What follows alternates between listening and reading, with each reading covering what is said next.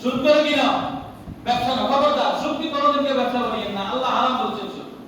আপনি ব্যবসায় যান, বলুন ব্যবসায় কেন যান?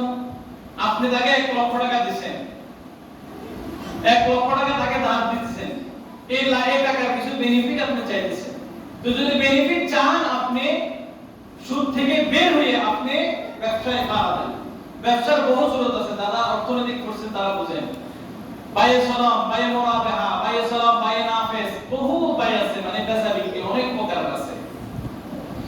আপনি এই সিস্টেমটার ভিতরে যান, যেটা করলে লাভ হবে। আপনি ব্যবসায় পা দেন, যে হুজুর আমি ব্যবসায় পা দিলাম, ঠিক আছে, ব্যবসা কি পা দিলাম, আমি তাকে 1 লাখ টাকা দিলাম, 1 লক্ষ টাকায় আমি লাভ চাইতেছি।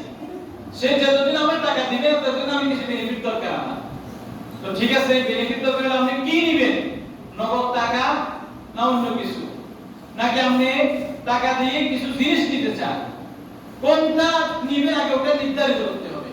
টাকা দিয়ে আপনি তার থেকে কি সম্পদ নেবেন, নাকি দান নেবেন, নাকি জমি নেবেন, নাকি পুকুর নেবেন, না পুকুরের মাছ নেবেন, না গাছ নেবেন? বিনিময়টা আপনাকে কি করে নির্ধারণ করেন?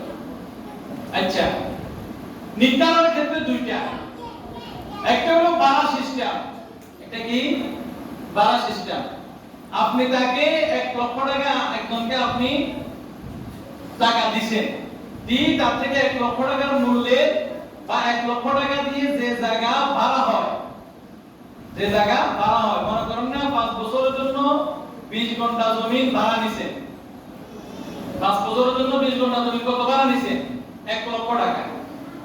তাহলে আমি তারে 20 ঘন্টা জমির মালিকের কত দিলাম? 1 লাখ। এই 20 ঘন্টা জমি এখন কার?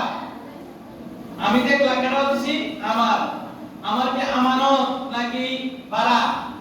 ভাড়া। এই 20 ঘন্টা জমি এখন আমার কি? ভাড়া।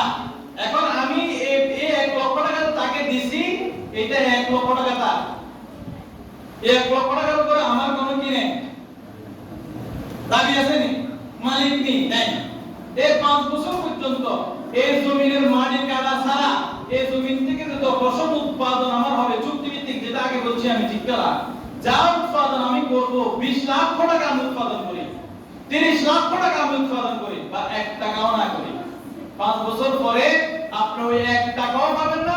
এই জমি থেকে আপনি লাভ করেন আর লস করেন, এটা হলো জায়েজ। এটা কি জায়েজ? এটাকে বলে ব্যবসা, ভাড়া। আচ্ছা আসেন, এটা জমিনের সিস্টেম দেখাইলাম। এখন আসেন আমরা দোকান, সরস্বতী বাজারে যতগুলো দোকান, কেউ কি পজিশন কিনে আর কেউ আছে ভাড়া, দুই সিস্টেম না? কেউ পজিশন সহ কিনে ফেলে, আবার কেউ আছে আর পজিশন সহ কিনলে এই 30 পয়েন্ট 40 পয়েন্ট 1 ডিসিম 2 ডিসিম যা তার ভাগে পড়ে, 6 তলা হইলে 6 তলা পর্যন্ত কার? তার। এখন আসেন, কেউ কিনে পজিশন, কেউ দোকান ভাড়া নেয়। ভাড়া নেওয়ার সময় মালিককে বলে এগ্রিমেন্ট করেন, কিভাবে? যে 20,000 টাকা মাসে ভাড়া, 20 লাখ টাকা সিকিউরিটি নেনি, এই সিকিউরিটির টাকা আমানত, ওইটার মতো এই সিকিউরিটির টাকা কি আমানত। এই দোকানের মালিক, বাড়ির মালিক, তার থেকে সিকিউরিটি নিছে, 1 পয়সাও সে ব্যবহার করতে পারবে না, অনুমতি থাকলেও পারবে না, না থাকলেও পারবে না। যদি সে ব্যবহার করে এটা হারাম, এটা সুদ। যদি সে ব্যবহার করে কি হবে?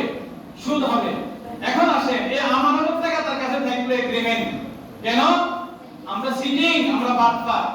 1 বছর পর্যন্ত তার ভাড়া 5 20 100, ঠিক আছে নি? তাহলে 1 বছরে ভাড়া কত টাকা আসে? আমি যে ভাড়া দিলাম না, বছর শেষে দেখা যাবে কি আমার ভাড়া দেওয়ার ক্যাপাসিটি নেই। ওই যে সিকিউরিটি আছে, সিকিউরিটি থেকে তার ভাড়া কর্তন করে বাকি যে সমান টাকা সেটা সে নিয়ে নেবে।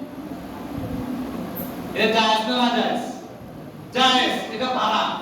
ওই কিন্তু যে টাকা জমি ভাড়া দিছে, ওই যে জমি যে ব্যক্তি দোকান ভাড়া দিছে, টাকা নিছে, ওই টাকা সে ব্যবহার করতে পারবে না। বলতো মানছে না করে দেখছেন, তো মানছে যদি ব্যবহার করিয়া না, মানছে যদি ব্যবহার করিয়া না, আপনি হারাম করছেন। এটা কি কোরআন শরীফে না বাইরে গিয়ে আইন করতে পারেন? আপনি করিয়া না, আপনি হারাম কাজ করছেন, আপনি ব্যবহার করছেন, আপনি কাজ করছেন, আপনি হারাম করছেন। আপনি এটা স্বীকার করেন না না করেন? এটা শরীফ, কোরআন শরীফ। আপনি যদি করেন এটা কি করছেন? হারাম করছেন। আর যদি বলেন আমার 1 টাকাও সিকিউরিটি লাগবে না, প্রত্যেক মাসে 30,000 টাকা আমার ভাড়া আছে, এরকম ফেরিবাজারে প্রত্যেক এমন দোকান আছে একদিনে ভাড়া এক মাসে ভাড়া 1,20,000 1.5 লাখ সিকিউরিটি নেই মাস শেষ দিয়ে লাভ না দিলে তারা আমার লাগবে তাহলে আমাকে আপনাকে সুদ থেকে বাঁচতে হলে কোথায় যেতে হবে ব্যবসায় গেলে আমার আপনার লাভ